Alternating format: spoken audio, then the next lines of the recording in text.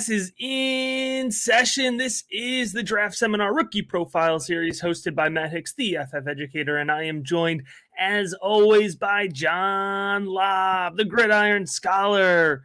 This is the Desmond Ridder Fantasy Football Rookie Profile episode. John, I know this is one folks are interested to get into because Desmond Ridder is a polarizing draft prospect, and I'm excited for the listeners to hear both of our takes on him. The entire Rookie Profile series will be simulcast on the Rookie Big Board podcast channel, as well as the NFL Draft Bible Podcast Network, and of course, the Rookie Big Board YouTube channel as well. You can find more of John's work at footballdiehards.com, and you can check out all of my work, including the 2022 Rookie Big Board rankings at patreon.com/the FF Educator. John, Desmond Ridder, give me your thoughts.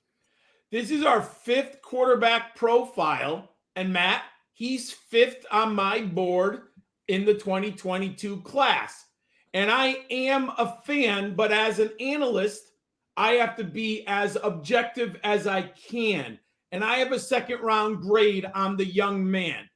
There's nothing that I can say about his career. It has just been fantastic, Matt. In 2021, he was the team captain, and he has led the Bearcats to a 44-6 mark as a starter. And he was the first quarterback ever to lead a group of 5 program to the college football playoffs. Of course, they got shellacked versus Alabama. And Matt, anyone who just watches the Alabama tape to understand Desmond Ridder, just stop it. They were overmatched at the line of scrimmage on both sides of the ball. The receivers could not get open. It was just not a competitive atmosphere. And all you have to do, Matt, look at 247 rankings. And I did this. Look at Alabama starters in 247 and Cincinnati starters. And it just shows you the challenge that Ritter had. You need to watch more film of this young man. But I look at his entire career when I break him down, Matt. He was the 2-time back-to-back American Athletic Conference Player of the Year. In 2020, he threw for over 2,200 yards, had a 19-6 touchdown to interception ratio, had 592 yards rushing, and 12 touchdowns. Matt, he was a better passer in 2021. He had 3,334 yards passing, 30 touchdowns against only 8 interceptions. Now, his running was down, which was smart. They wanted to throw in the offense advance, 355 yards and 6 touchdowns. As a senior last year, he was the finalist for the Johnny Unitas Golden Arm Award and semifinalist for the Maxwell, Davey O'Brien, and Walter Camp Player of the Year awards. In 2020, he was the Manning Award finalist. And if you want to see a game, you want to compare it to Alabama, go to the AAC championship game in 2020 when he was the MVP. Those are 2 good games to see his floor and his ceiling. And in 2018, he was the AAC Rookie of the Year.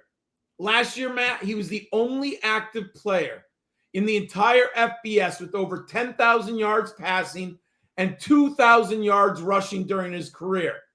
Now, part of it was he was a 3-star prospect in high school, and he was the top quarterback recruit in Kentucky. So he didn't enter college football like Justin Fields and Trevor Lawrence. He has really earned his stripes to become a second-round prospect, in my opinion.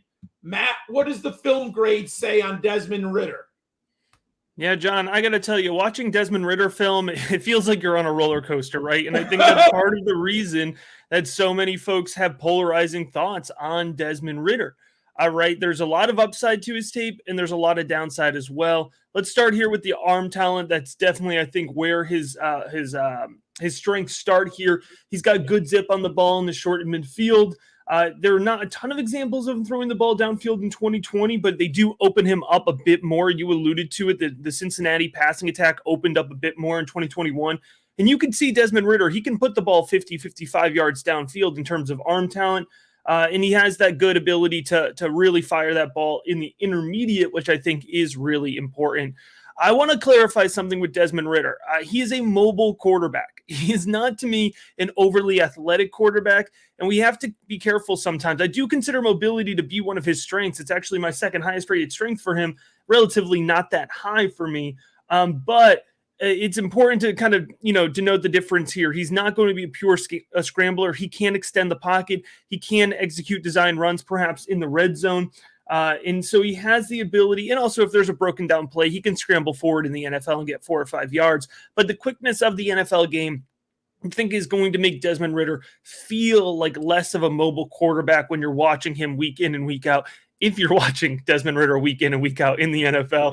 Past that, John, there are questions for me about his accuracy. I see him consistently miss his targets in the midfield, the intermediate field. That's concerning for me. I talked about his big arm. A big arm isn't very useful if you can't hit your guys in the deep field, John. It was one of my biggest knocks I remember coming out on Dwayne Haskins. Dwayne Haskins could throw the ball deep, but he couldn't hit his guys deep. And so similarly, I have that concern with Desmond Ridder as well. And the mechanics, John, he short arms his throwing motion way too often. I think that contributes to his inaccuracy, especially in the short and midfield. Really frustrating. He leaves his body open too often when throwing the ball. And that's consistent throughout all of his tape. He does have quick footwork, getting in and around the pocket. I think that's a positive for him. But for me, John, there's so many question marks for Desmond Ridder and not enough upside behind it. Let's dig a little bit more into the stats. Matt, I concur with you totally. And I do see some people really, really like Desmond Ridder. I even had one analyst who I respect, and you can respect and disagree with someone completely. He has a first-round grade on Desmond Ridder, and he thinks he's going in the top 24 picks in the draft. But my model has some serious questions. You talked about his accuracy. Well, there's two stats that I like in my model, Matt. Passing efficiency, 147.2. That's below my benchmark of the 155 that I'm looking for, and part of it is inaccuracy. Also, you mentioned inability for deep ball accuracy. Look at the yards per attempt, 7.9. Now, he just misses the threshold of 8. But when you watch him, Matt, how many yards did he leave on the field because he overthrew or underthrew a wide receiver? And I think that's evident in those two numbers. And then you look at completion percentage, Matt, 62.1. So I have three numbers that completely illustrate what you just told us on film and that I've seen, because he can be wildly inconsistent. Now, where does he shine? He hits three of my benchmarks, Matt. He's played 50 games. That's an incredible number of games that he has played. Rushing equity. He had a 28% rushing share. I love that. And in escapability score, I gave him he has rushing equity at 28% and escapability score of an A-. Desmond Ridder is 6'3", 207 pounds, a nice dual threat quarterback. He is clearly worth a team in the second round taking a chance on him. But I do think he can improve, and he's going to have to improve his passing. Matt, what should fantasy football fans know about Desmond Ridder?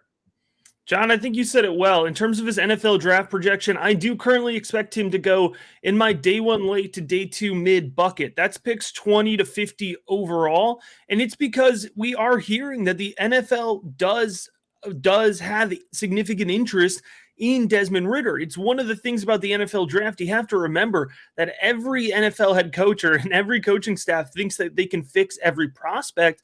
And when it comes to quarterbacks, it's a worthwhile investment to take, right? And so don't be surprised if most folks see Desmond Ridder as somebody who is more of a mid to late second round pick. But John, I talk about it all the time. What is the most valuable contract year in the NFL? it's your 5th-year rookie quarterback contract year, right? And so don't be surprised if a team does trade up into the back end of the first round to get that extra year on the quarterback contract, and all of a sudden Desmond Ridder is a first-round pick. But I bring that up to say it doesn't matter to me if Desmond Ridder is pick 20 or pick 50. That's the same draft capital bucket for me. In terms of his rookie big board tier, I have him maxing out in that flex filler range. So in the Superflex League, we're talking quarterback 24 to 36. It's possible that Desmond Ridder could find himself in a situation a la Davis Mills, right, where he's not necessarily the best prospect in the draft, but he falls into a situation. Or Desmond Ridder could find himself a la Jordan Love, where he is taken as a developmental prospect and for whatever reason isn't able to get on the field right away, right? So I could see anywhere in between that range for where Desmond Ridder's fantasy value lies within his first 3 years out of college. In terms of his ADP projection, I think he will kind of round out in the mid-second round of rookie drafts. I think enough fantasy football players share the sentiments that we've been expressing, John, where they're going to proceed with caution with Desmond Ridder. So I think even if he's a first-round NFL draft pick, he's not going to be a first-round rookie pick, even in Superflex leagues, especially given the makeup of this class. And my exposure, John, it's going to be low. I'm not paying the price on Desmond Ridder. When it comes to the quarterback position, there is no guarantees, right? Every quarterback is the developmental prospect to some level. It depends on their coaching staff. It depends on their landing spot. There's so much risk involved. I'm not going to, at any price, pay for a quarterback that I don't have full confidence in, and that's where I land right now with Desmond Ridder. I got to tell you, though, John, our listeners should have full confidence in the Rookie Profiles series. You're going to want to make sure you are subscribed, whether you're watching, whether you're listening, so that you are following along for the entire Rookie Profiles series. We're about, I think, John, this is 20-something episodes in now, so if you're just listening for the first time, make sure to play back the previous episodes and make sure you're tuned in for the future episodes, because as always, we appreciate you checking out this episode of the